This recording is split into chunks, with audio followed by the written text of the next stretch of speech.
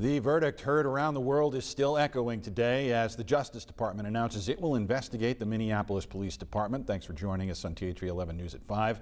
Attorney General Merrick Garland says if there is a systemic problem, a single conviction won't be enough to change it.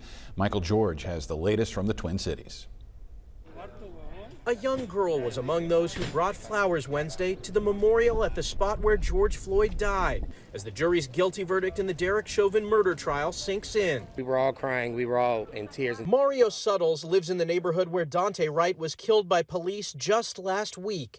He wants his 4-year-old Farah to see change happen in America. What we're most focused on is how can we reform the police and how can we make it safer for our children and for everybody's children. Floyd's brother says he started praying once he heard there was a verdict. The moment I heard guilty, guilty, and guilty, I was excited, I was happy. The Minnesota Department of Corrections released a booking photo of Chauvin, taken shortly after the jury convicted the former Minneapolis police officer on all 3 charges.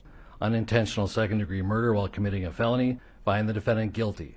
U.S. Attorney General Merrick Garland announced an investigation into policing practices in Minneapolis. It will include a comprehensive review of the Minneapolis Police Department's policies, training, supervision, and use of force investigations. Here in Minneapolis, people are all too aware that Chauvin's guilty verdict is only the beginning.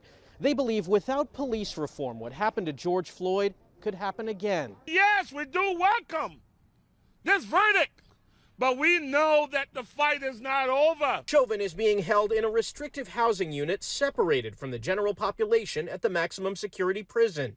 He's scheduled to be sentenced in about 8 weeks. Michael George, CBS News, Minneapolis.